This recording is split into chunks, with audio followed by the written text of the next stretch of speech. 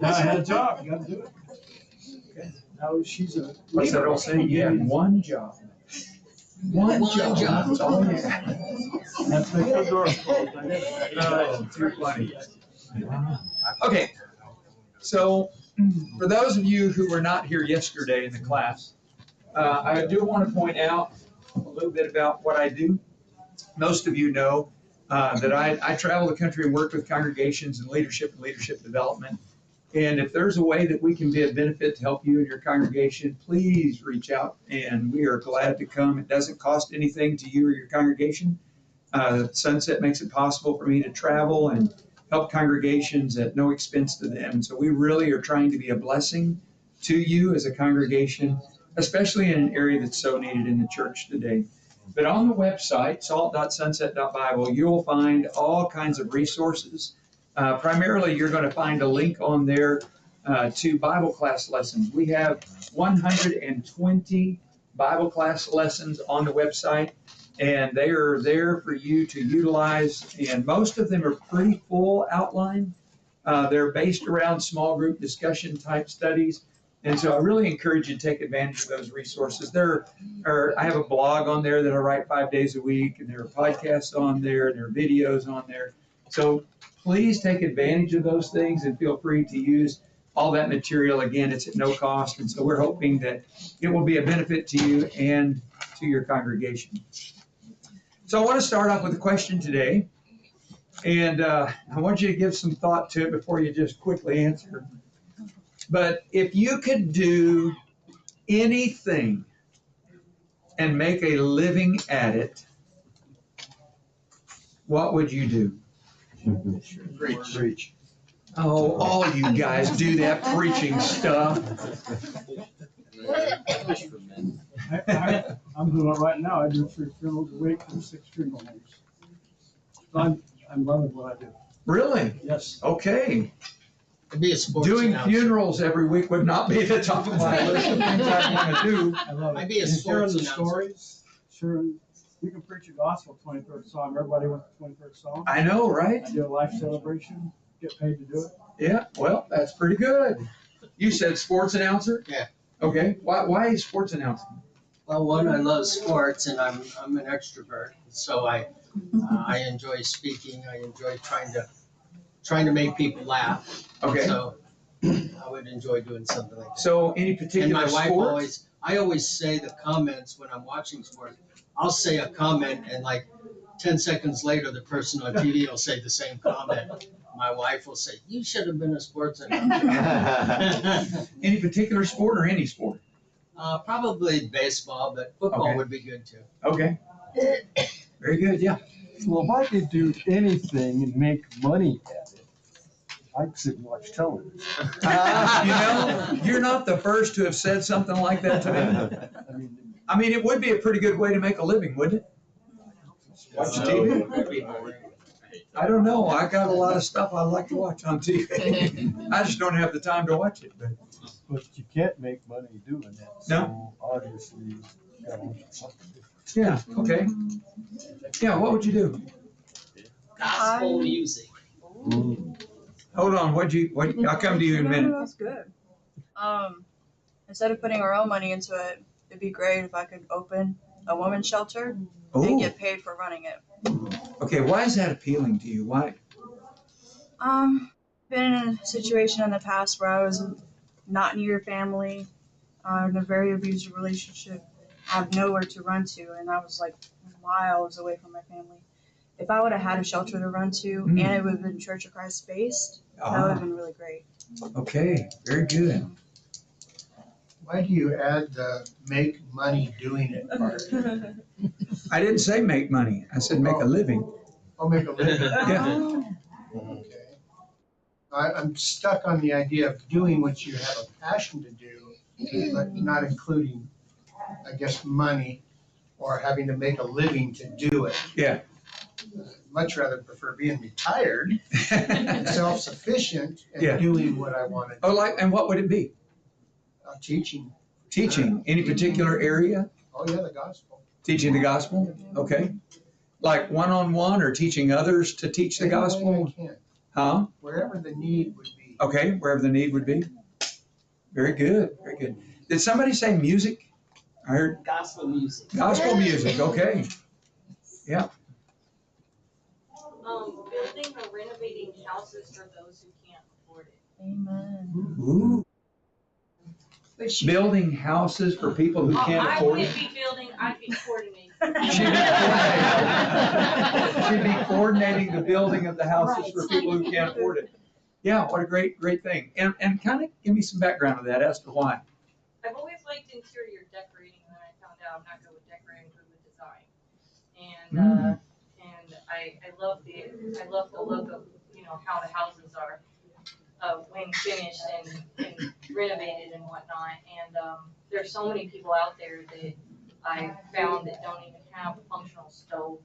They know that they can get something on Opera for whatever, for $50, whatever, but nobody will go and grab a truck to go help them out. They don't have anything. And so what they do have is broken down, or the person lived in an apartment complex and their landlord is too cheap to, replace the water heater or whatever. I mean, I said this is the law that they have to, and they're like, but I'm afraid that they'll kick me out and I can't afford it. So it's just so many people have a need, and that's my passion.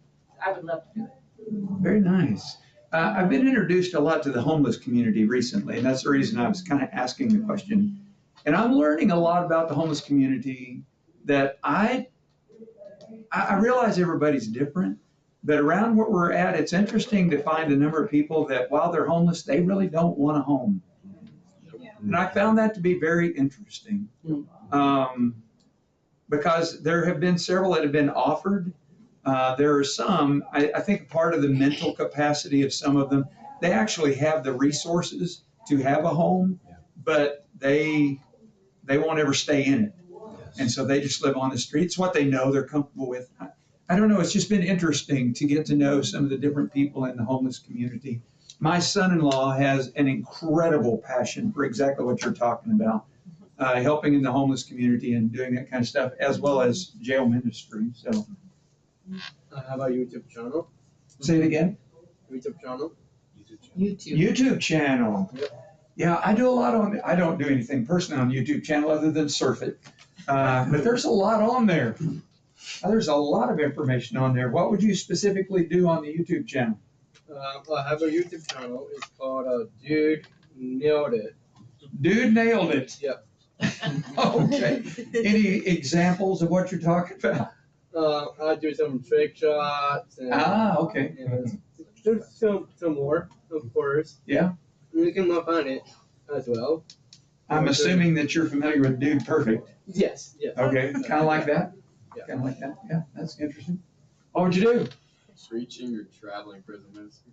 Okay, I preaching. couldn't imagine myself doing anything else. Yeah, you really got the bug with that. I do. So share what it is about that you really like, About which one? the prison ministry. So, I didn't get to go for the first time until March last year. I'm sorry, am I speaking loud enough? Yeah. Okay. I didn't get to go until to a prison until last March, not this March, but like last year. And just ever since I've gotten to be around those guys and actually see the impact going just from a full, horrible, just absolutely ungodly, worst of the worst you would consider, nobody in society want to be around, to these being some of the most inspiring, kind, gentle-hearted men that I've ever met, just in a span of me being around them for a couple months. And now they're like some of my closest brothers in Christ. Wow. That I can hug, I can cry, I can pray, and I can do all of these things with them, and I only see them once a week. Yeah. And it's like, it's something special. Yeah. And you don't get that everywhere. Yeah. And it's just, Well, share with everybody how many are in the class that you and your dad are teaching. probably a little over 86 people. Sometimes we have upwards Isn't that awesome? of higher visiting, but that's how many we have on average, is usually 86 registered in the class. Isn't that awesome? That's amazing, actually. That is really amazing. So what else? Anybody? So I've been lucky enough to do what I wanted to do, And what was along that? with other stuff. So I've been able to teach for years at night, extra. And I love teaching the Bible. different classes, and I've also have a doctorate in leadership, and I've taught leadership, ministry leadership to different people. Love that. Why are we not connected? You know? We need to And chat.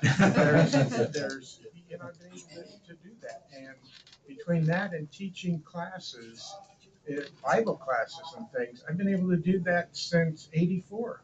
Yeah. And so That's awesome. you can do the things you want to do if you step out and do them in faith. You really, and of course I had to work an 8-hour job also along with it, but that's okay. Very interesting. And it's been interesting in my life. I've done a lot of different things. And I don't know how long it takes for somebody to find what it is they're really passionate about. Sounds like some of you are doing the things you're passionate about. Some of you have some great ideas as to what you would like to be involved in doing that you're passionate about. But I've done a lot of different things. And I make the statement, I've learned a lot of things I don't want to do for a living in my life. And I'll tell you, hanging sheetrock is one of them. That's not my gift. Amen. And finishing it is even worse. I tried that just here recently, and I finally called up a guy, said, come over, I need you to fix this. And he looked at me and goes, what were you doing? I'm like, I know it's a lot of mud. He's like, a lot of mud. He said, you got to rip all this off before I can fix it. But, you know, there's just some things I've tried that I don't want to do for a living. I mean, as a teenager, I did a lot of different things. I actually did sports announcing, and I worked in the radio field for a number of years, and I thought that was going to be my career. And part of that was because I am introverted in a lot of ways. And I love the fact that in a radio booth, you got nobody in there. It's just you. And I was playing music and doing news and weather and all that kind of stuff. And I really did enjoy that. And the only time that I really didn't enjoy it was when somebody would call in and they'd say, we're listening. And I'm like, great. Now I've got this image of people. And it kind of took away the joy of just being by myself. But I tried that for a number of years. And of course, you don't make any money whatsoever in the radio field unless you're like major in the big leagues. And that wasn't going to happen for me. And so anyway, that wasn't going to happen. And I got involved in some leadership stuff, managing a commercial construction rental company. Did that for a number of years, learned a lot of great lessons doing that. And I really thought that was going to be the thing for me. And then, you know, God just has a way of doing things in your life to make you think, okay, I denied getting into ministry. My mom told me my whole life I was going to be a preacher, and I told her there is no way, never will it ever happen. I am not going to be a preacher. And I tell people never underestimate the power of a mother's prayer. And so anyway, I kind of got involved in doing some teaching, working with kids, and kind of had a real passion for that. Our kids were young, and so we got to being involved and working with them in ministry at the congregation there in Greenbrier, Arkansas. And then I started having some trouble with employees at the construction place. And so anyway, that kind of turned into my dad saying, you know, what you ought to do is go to school and be a mechanic. And I'm like, my dad was a preacher. I was really kind of surprised he said that, because what fell out of my mouth next was really shocking. As I said, if it were even possible for me to go back to school to do anything, I'd go back to school and be a preacher. Well, that's all my dad needed to hear. And so he went to work. I mean, 6 weeks later, I'm at Bear Valley and I'm going to school. I never thought that would ever be possible. But, you know, it's just amazing how God does those kinds of things. But even going back to school and getting involved in ministry, and I still consider what I do a great level of ministry, but full-time pulpit work was not my passion. And I enjoy preaching, and I can write lessons and do that kind of stuff, but that's just not my passion. For me, it's all about leadership. And I don't know when it was. I was probably 50 years old before I decided to go back to school. And I decided to go back to school to really do some studying and digging more into the areas of leadership and leadership development.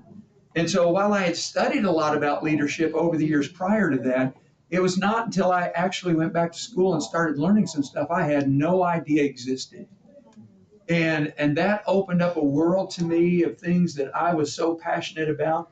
And so I have given my life, and people say, when are you going to retire? I say, well, I don't have a retirement plan other than when I go home to meet the Lord.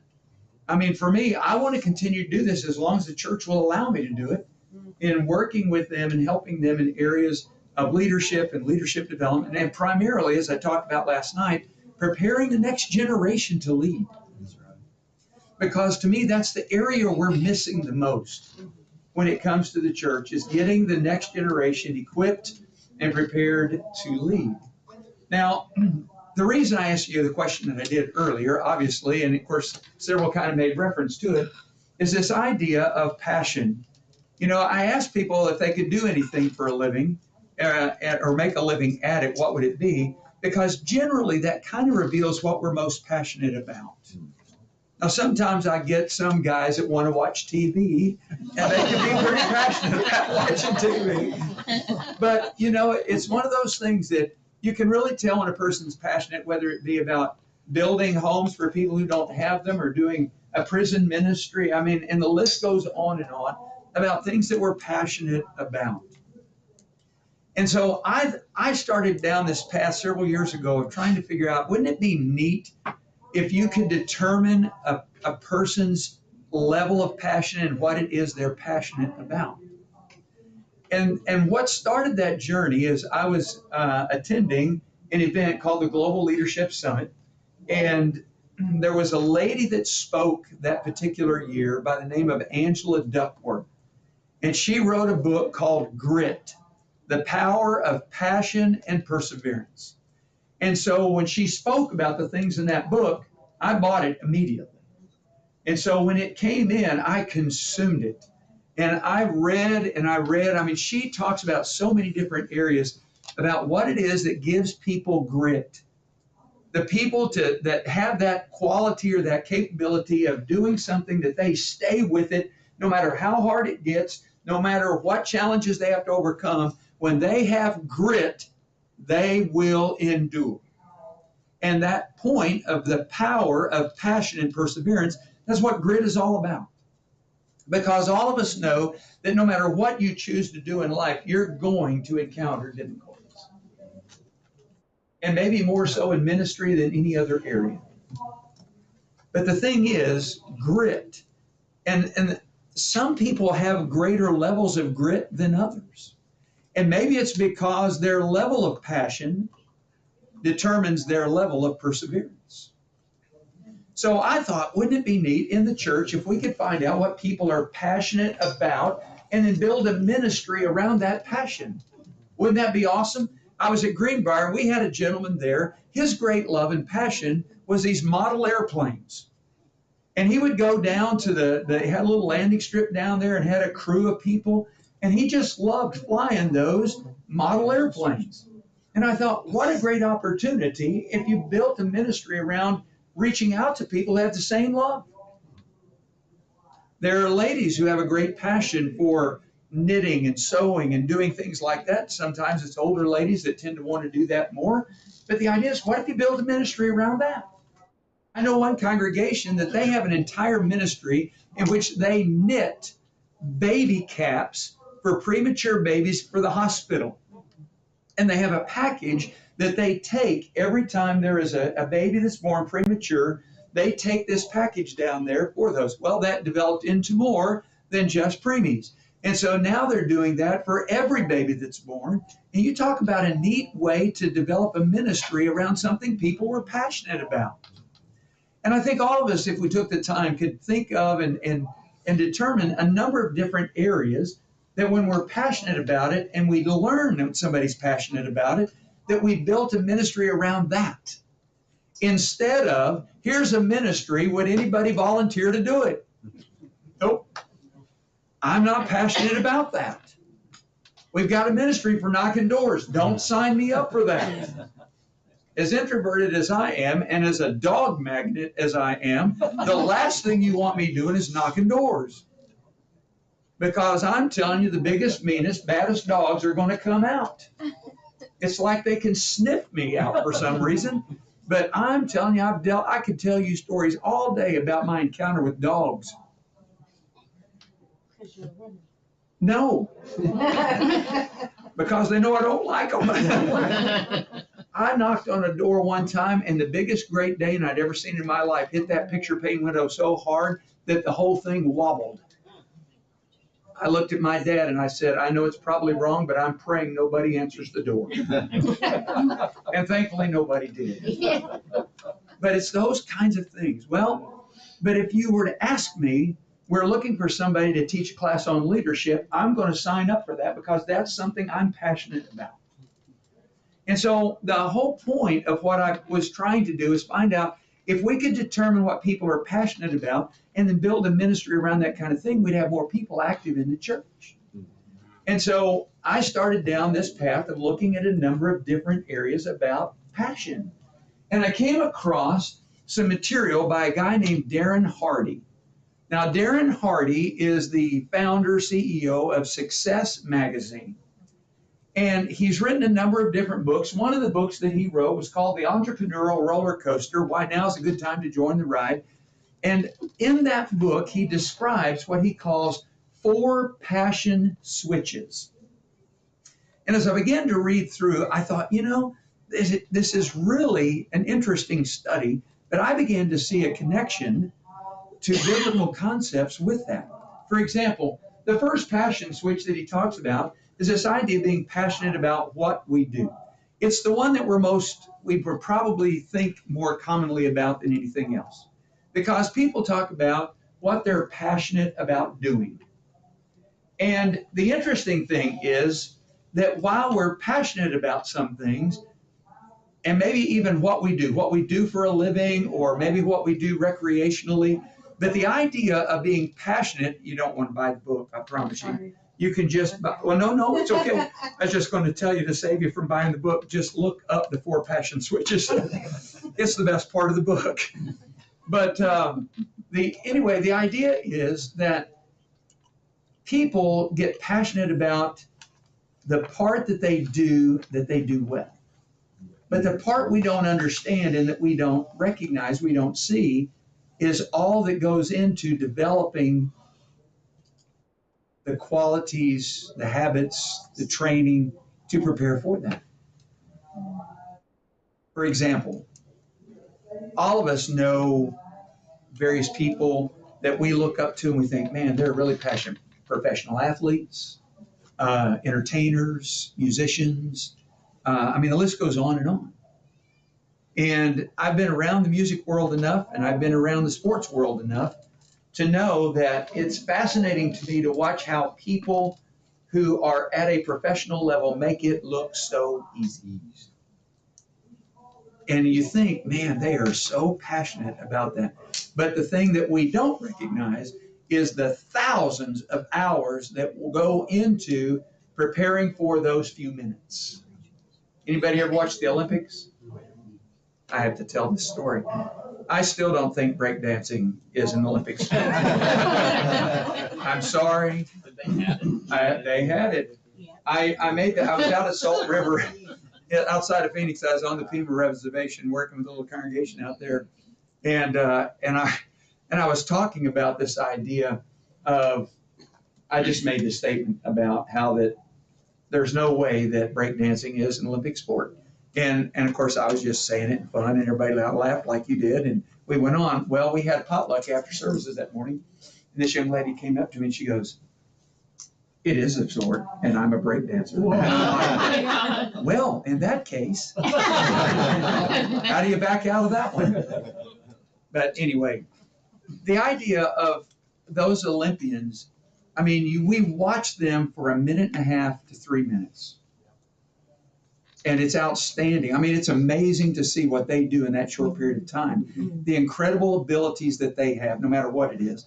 And yet, how many thousands, if not tens of thousands of hours and a lifetime of preparation go into those few seconds? Now, do you think they're passionate about getting up at 5 o'clock in the morning to start practicing all of those things to get ready for it? No. but they're passionate about those 3 minutes.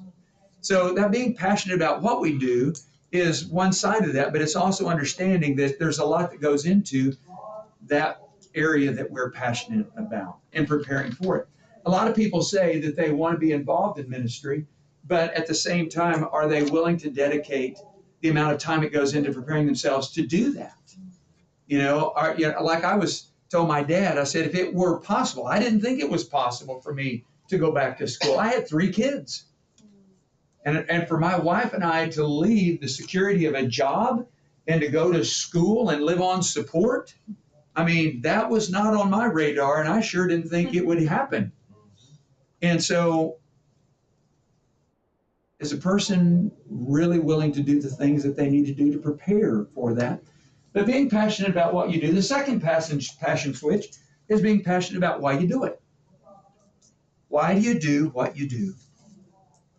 Now, there are a lot of things that could fill into this category. It could be that they're passionate about why they do it because it has to do with some kind of achievement, something that's going to benefit the company, maybe benefit their family.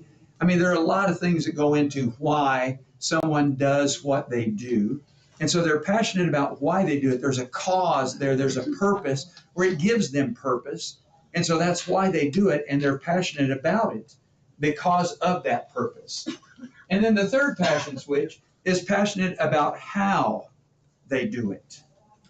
This is the quality, if you will, that goes into what someone does. Now, I've taught at both Bear Valley and I've taught at Sunset. I currently teach at Sunset a number of different classes. And I'm always fascinated with the variety of students that want to do as little as possible to get by. I'm just going to do enough to get the grade. And to some degree, I get that. And I get that because I've also been through preacher training school, and I know the workload.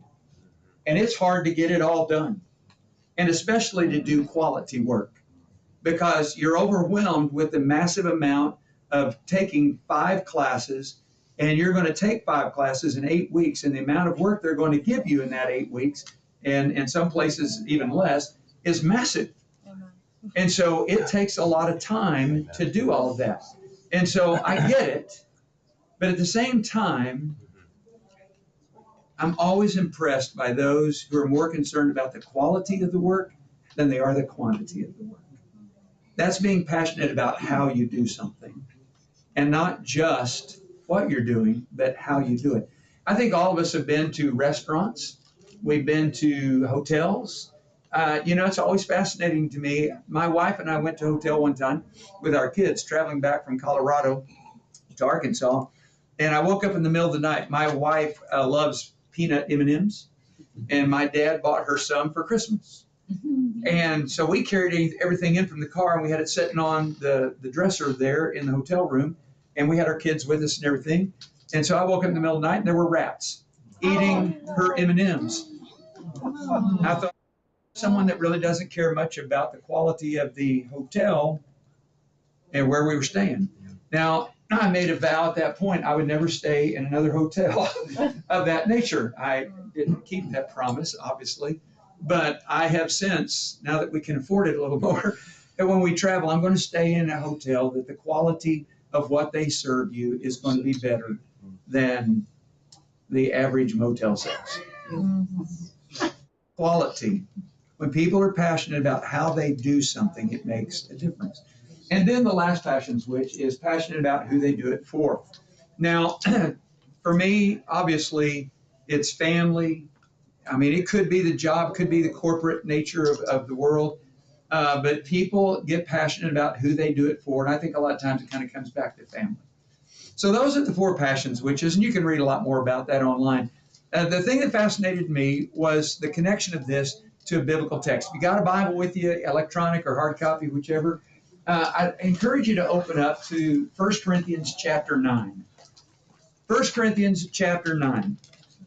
Because in this text, what you're going to find when we look at the life of the Apostle Paul is we're going to see, to me, the individual that probably had more passion than anyone that you're going to find in Scripture, maybe apart from Jesus. But the Apostle Paul, I think in this text, in 1 Corinthians chapter 9, exemplifies all four of these passion switches.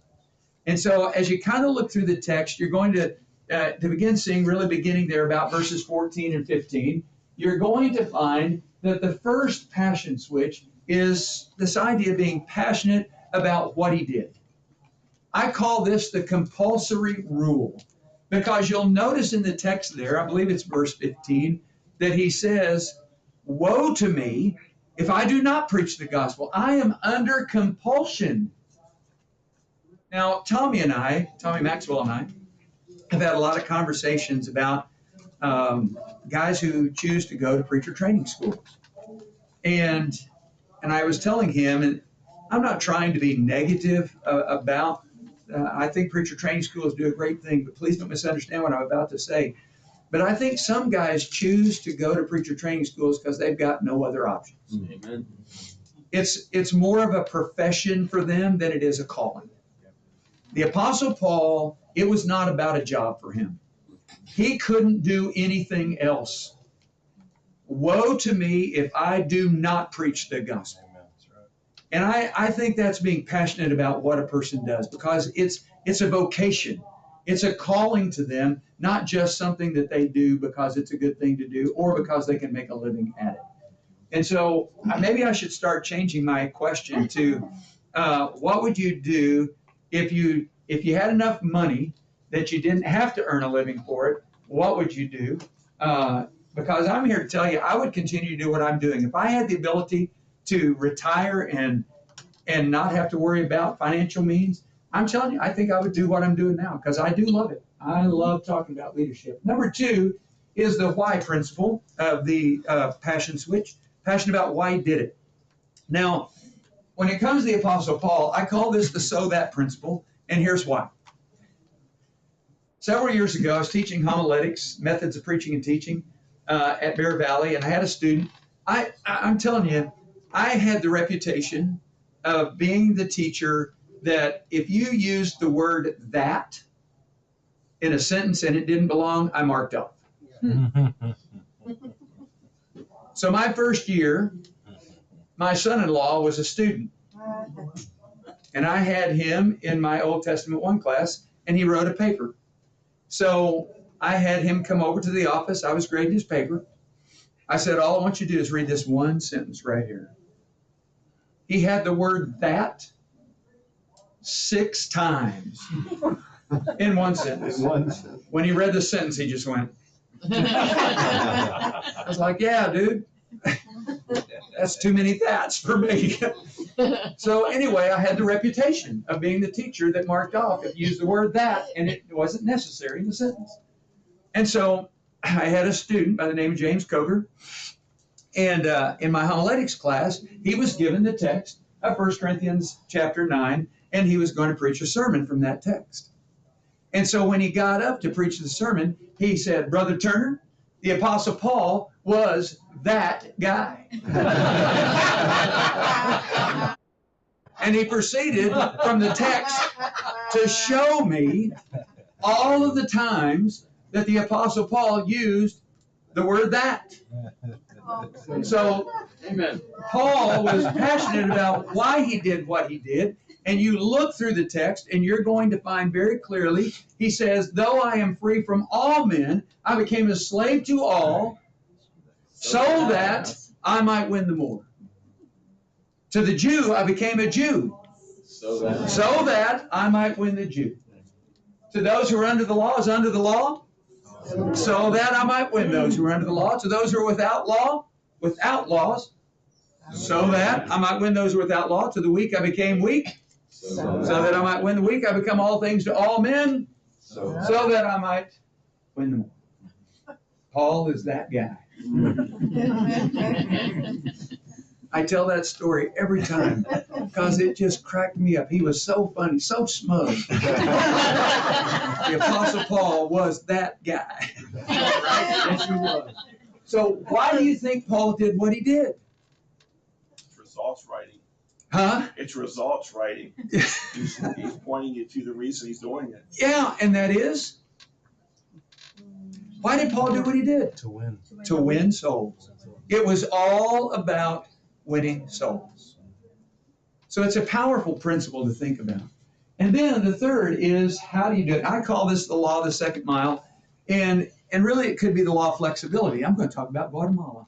I've been going to Guatemala. I tell you, I got to see Ashley. I haven't seen her. Last time I saw her was in Guatemala.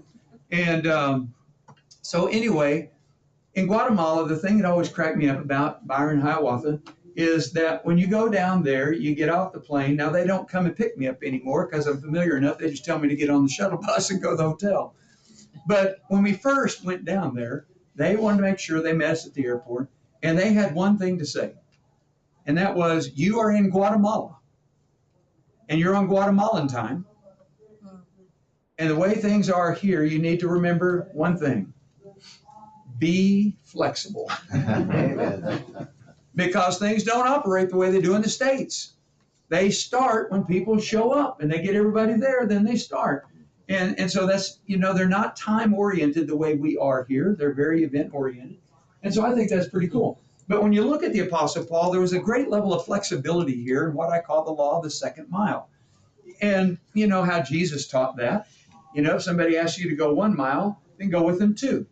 Well, the Apostle Paul kind of demonstrates that in practical sense when he says, though I'm free from all men, I made myself a slave to all. Now, you're going to have to be pretty flexible to do that. And then he describes to the Jew as a Jew, to those under the law as under the law, to those without law as without law, to the weak I became weak. I've become all things to all men that by all means I might save some. And so the idea is we're going to have to learn to be flexible. We're going to have to go the second mile because, as my wife reminds me and I remind her kind of back and forth, is not everybody thinks the way she does. Not everybody thinks the way I do, and not everybody thinks the way you do. And so if you're going to be passionate, especially about ministry, you're going to have to be flexible. The Apostle Paul teaches us that. But above all, he was passionate about who he did it for, and I call this the ultimate axiom, because you can't read through Paul's letters without realizing that what he did was for Jesus Christ. His passion was birthed out of that love for Jesus and what Jesus did for him. And so when you think about passion, I think this is just such a great text to realize those 4 things about the Apostle Paul. Passionate about what he did, passionate about why he did it, passionate about how he did it, and passionate about who he did it for. Now, as I mentioned earlier, I was doing all this research and studying, so I came across this information by Darren Hardy, and I kind of pulled that into what I found in 1 Corinthians chapter 9. But my journey didn't stop there. In fact, my journey took me on a deeper level of understanding passion. I mentioned last night Tim Elmore, Dr. Tim Elmore, Growing Leaders, and one of the things that he had shared that I thought was very significant about more time with less people results in greater impact. And Tim Elmore has done an incredible amount of work in the area of leadership development, especially for the kids in school. I mean, that's his primary focus, is how do we prepare these kids who are coming through the educational system to be leaders in the future. And he does an incredible amount of work. He's got a number of books that are written. Anyway, they had a post one day in his blog, and it was about passion. And part of it dealt with passion profile. Well, when I got done reading the article, it was actually written by a guy named Steve Moore. And so I contacted Growing Leaders, and I said, I want to get in touch with Steve Moore because I want to learn about this passion profile. And so anyway, they told me I'd have to call his office. And so they put me in touch with him. And he has this book called Who is My Neighbor? Being a Good Samaritan in a Connected World. And he now is the CEO of Growing Leaders, working with Tim Elmore. So I contacted his office, and his office manager set up a time where I could visit with him on the phone because I couldn't get the book. It wasn't in print. And so I talked with him on the phone. He had a copy there at the office, which he said he would send me, and he did. And I was asking about this passion profile because I thought if you can profile and find out what somebody is passionate about, you can see where I was going with this, trying to figure out how do I apply this in the church. Well, I never did get to the passion profile because it cost $250. And I'm like, well, I'm not going to do that. But anyway, he did share some information that I found very significant in regards to the material in his book, because he talks about 3 types of passion. He talks about the idea of interest-based passion and the idea of issues-based passion. Now, before I get to the third, I want to explain these first 2. The interest-based passion, as you might imagine, has to do with those things that are pleasurable. The stuff we do for fun, stuff that we do for leisure. It's activities that maybe we even have some natural abilities in. Now, my grandson, who is 8 years old, has taken a great interest in golf. He's 8 years old, and I'm surprised he hits the ball straighter than I do. 8 years old. He is very passionate about golf and can't wait for me to come visit so he can play golf. And so he's playing golf all the time, and he has some natural abilities. You know, to be 8 years old and starting to learn to get that swing down, well, that's an interest-based passion. It can be anything from sports, it can be cooking, it can be anything you have an interest in.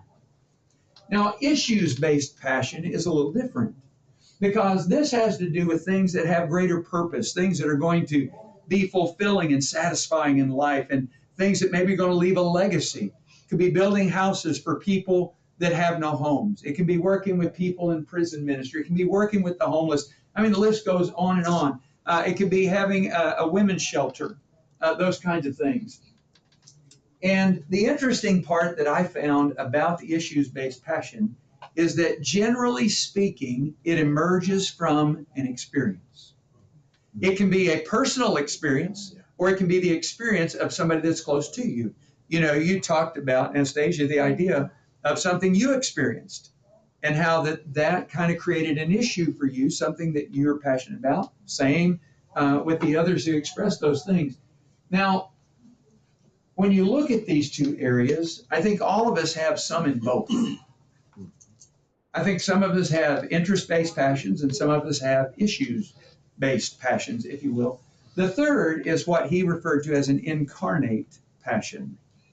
Very spiritual-minded, faith-based type material from the book.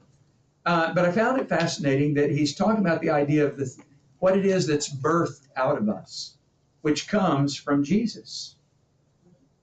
And isn't it amazing that when we can find ways to take our interest in the issues and to birth those things out of our relationship with God, and how we become passionate about those things, and how we're influencing the lives of others out of that which truly should be not only our interest, but our major issue. Now, here's the part for me that I love the most about his book, because he put together what he calls the passion pyramid. The passion pyramid has 4 different levels of passion. And I want you to be thinking about where you might find yourself in this pyramid. The first level is where you want to learn more about it. Now, I'm going to use just basically as an example this idea of the homeless ministry. My son-in-law is very passionate about the homeless ministry. I'm starting to learn a little bit more about the homeless ministry. I'm still uncomfortable with that. I mean, I'm uncomfortable talking to anybody that I don't know, and the homeless community really makes that even greater level for me. But anyway, so we're starting to learn some more about it. This is where I'm at right now about this homeless community. And so if you find something, whether it's an interest or maybe it's an issue, that you're starting to want to learn some more about it. You know, what would I need to do to be involved in that? What's it going to require of me? Those kinds of things. Well, you're at this first level. Now, the second level has to do with engaging in some activities. So, for example, I'm going to start packing in my car, my truck, these little packages that I can hand out when I see someone who is under the bridge there in Dixon that's homeless. So I'm starting to get engaged in some activities. I haven't done that yet, so I'm not at that level of passion. But I'm thinking in terms of that, you know, maybe for Thanksgiving we go down to the soup kitchen and we're going to feed those who are homeless. We're going to sit down and we're going to spend some time talking to them about their life, maybe get their story, find out ways that we might be of benefit and help to them. So that's kind of a whole different area. So now we're getting engaged in those activities. That's the second level of passion. The third level is where we're going to influence others. So now, at this level, it's not that I've just learned about the homeless community, and it's not just that I'm engaged in those activities. Now I'm going to say, Dustin, I'm involved in something. I know it's not a pyramid scheme, but I'm involved in something that I would like for you to come with me. I want to show you. So now I'm going to start influencing others. I'm going to talk to them about what I'm doing because I'm passionate about it. And I want them to know. And then the fourth level is even when sacrifice is required. You know, I sat in Trent's class this morning on Jonah, and I didn't speak up. I probably should have, but I didn't speak up. They were talking about this idea of growing. How's the church going to grow? And talk about a number of different areas. A lot of people had some different ideas that were good, and all those things are going to be good. But I'll tell you, and I probably should have said this morning, sorry. But if you want to know my opinion, the church is never going to grow until we love Jesus more than anything else. Because we talk about the things we love the most. And until we love Jesus more than anything else, church isn't going to grow. Because when we love Jesus, everything changes. You know? When we believe that Jesus is the Son of God, that He died and He was raised from the dead, it changes everything in life. Changes the way I treat my wife. It changes the way I raise my kids. It changes the way I interact with my grandkids. Changes the way I am in my community. It changes everything in my life when I believe that. And when I love Him, then I'm going to tell others about it. Even if sacrifice is required. Now, the interesting thing about this pyramid is that in his book, this is kind of the pinnacle. And I don't question the fact that that's kind of the pinnacle of it. But for me, this should have been more of a cycle instead of a pyramid, because in my mind, if I get to this level, I'm going to go back and I'm going to learn more. It's not just enough for me to say I've learned enough and I'm willing to sacrifice for it, but I'm going to learn more. And not only am I going to learn more, I'm going to get engaged in more activities around that area. And I'm going to start influencing more people, because I want more and more people to be involved in this thing that I'm passionate about. And I'm going to even make more sacrifice. So when we think about this idea of this passion pyramid, there are a lot of things that, you know, where I'm not asking for you to answer, but I want you to think about, where are you when it comes to your relationship with God, Jesus, and His church? Where are you? I can't answer that for you and don't want to know, but I want you to think about it yourself. I had lunch with Brian earlier, and we got to talking about some of the people in history. One of the guys that he brought up was Martin Luther. You think Martin Luther was passionate about what he was trying to accomplish? Yes. Even if it meant dying for it. Mm-hmm. I'm telling you, I know Christians that would complain if they had to sit on anything besides a cushion chair. Or if it got moved, yeah. Where are we when it comes to our passion about Jesus? Now, here's the thing. Yes. I see a lot of that ties into spiritual gifts. That if you identify your spiritual gift, I mean, I take a look at where I'm a gift, have the gift of encouragement. But that's what motivates me. Yeah. If I do something else of a spiritual gift, it de-energizes me. Yeah, I yeah. don't have the energy. And it's because of God giving you the grace to do that. Yeah. And that follows right into that, I think, in regards to it, because if you don't like doing something, you're not going to do it. Yeah. So, but God gives you the motivation to your gift to apply it, and it's manifested in a lot of different ways. It can come out in regards to a shelter, or as me running a children's home. It manifested, but the motivation is still there. Yeah, absolutely. So I'm going to share with you a couple of thoughts, and then we're going to wrap up. In regards to this idea of the power of a passionate leader, because here's the thing, a passionate leader is somebody who's going to see the need. They're going to see the need. What is the need? You know, there are a lot, right? The World Census Bureau tells us that every second, 1.8 people die.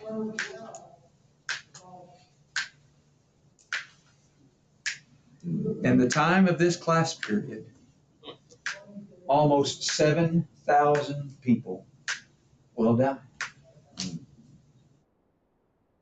And they're going to stand before God. Most, if not all, aren't ready. Do we see the need that exists? Now, not only that, and it's not just that need. I realize there are a lot of needs when it comes to the church. For me, primary area of concern is leadership. We are lacking leadership in the church. There are so few congregations that have elders that are leading the way they're supposed to.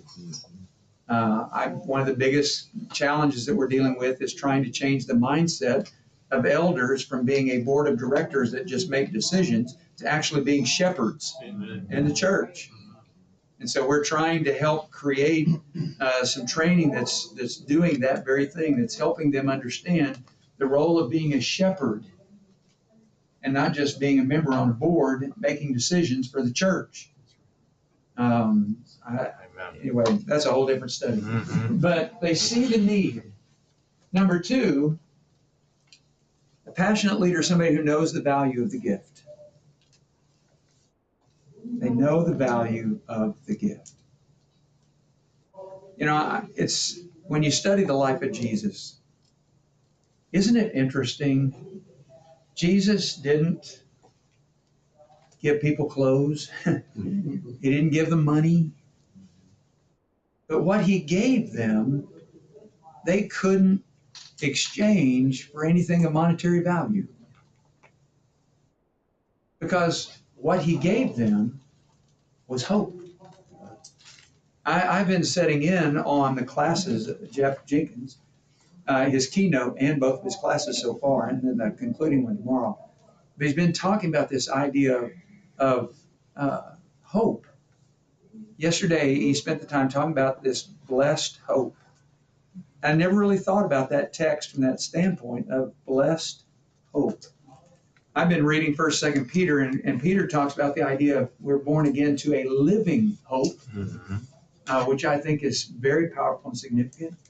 But what I've learned in my life is that people who have hope want others to have that hope. And people who don't understand what the true meaning of hope is tend to not share that with others. I mean, they just don't. And I think, you know, and he's talked about this, that we have this misunderstanding of hope in our world. We've been influenced by our world so much that it's really more of wishful thinking. And he used the illustration of the Dallas Cowboys, you know. He said, I don't have hope in them this being their year, you know. For good reason. And for good reason. Do what? Oh, okay. I do know he's an Alabama fan. But the idea is we have hope. I mean, it is an expectation that is coupled with the idea of our desire for what God has promised. And we can have hope in that because we trust in the promise of God. You want to know why we do what we do? It's because of that hope. Yeah. That hope. But then they understand the sacrifice. Passionate leaders understand the sacrifice. You know, the word passion isn't really about excitement. and enthusiasm and jumping up and down and getting crazy and people going, wow, man, they're so passionate. It's really about sacrifice. It comes to us from a Latin word that means to suffer. And so when I talk about this idea of understanding sacrifice, a passionate leader understands that sacrifice is involved.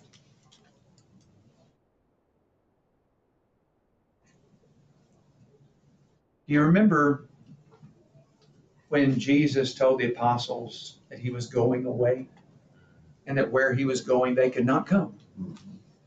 And Peter wants to know why. He wants to know why he cannot go. He says, I'm willing to lay down my life for you.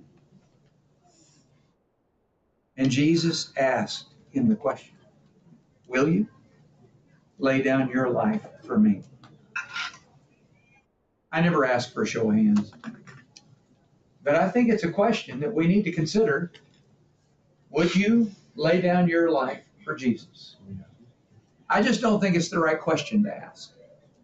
I think the question that we should be asking is, will you live for him?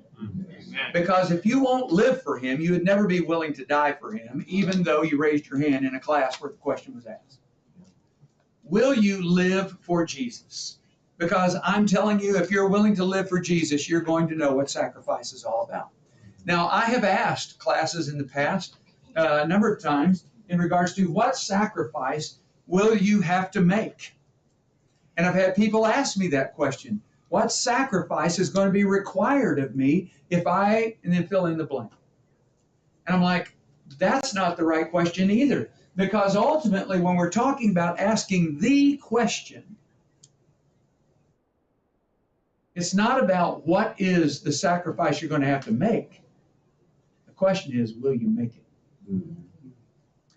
My dad had a very dear friend. Both of them have since passed on. But this friend of my dad, he had a huge library, about the size of this one here. And as he got older, he wanted me to have it. And I'm like, okay. I don't know where I'm going to put all that, but I'll take it. But and I'm thankful. I'm thankful he was willing to do that. But he gave me something else that, to me, is more valuable than anything else. And I don't know if it's a lapel pin or a tie clip or what it is. It's a little bitty round button that you can attach to your lapel or you can attach to your tie. And it has 3 words on it. That's all it has. And those 3 words are simply this: whatever it takes. Amen. Whatever it takes. And to me, that's a reminder as I think about this idea of the power of a passionate leader, one who sees the need, who knows the value of the gift, and understands the sacrifice, and that it's not about asking what's going to be required of me, but rather when I signed up to follow Jesus, I signed up to do whatever it takes. Right. And if we will have that mindset, then everything else will fall into place. The passion will be there because we'll understand what passion and what being a passionate leader is all about. I appreciate y'all coming in here and enduring the class again. We got one more tomorrow. If I were going to pick my favorite of any lesson that I teach and any of the material that I work with congregations on, it's tomorrow. We're going to be talking about a visionary leader. We're going to be talking about a vision, what makes a vision, what's the difference between a vision and a mission statement. And we're going to talk about how to create a vision. And so I'll share with you a couple of samples tomorrow of some visions that I've collected from congregations that I've worked with over the years. But more than anything, hopefully it'll give you an idea of, do you have a vision for your own life? It's not about just a vision for the congregation, but even for your own life personally. Do you have a vision for the future? So we'll talk about that tomorrow. I hope you'll come back. Let's have a prayer before we are dismissed today. Father, we are thankful that you not only understand, but that you were willing to make the sacrifice. that you were willing to do whatever it took to make it possible for us to be with you.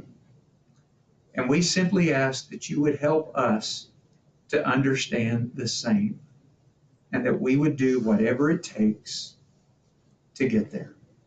In Jesus' name, amen. Amen.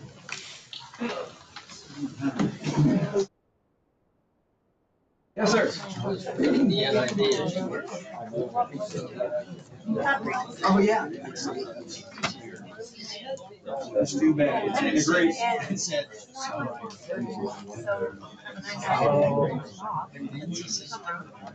Yeah. But the word is.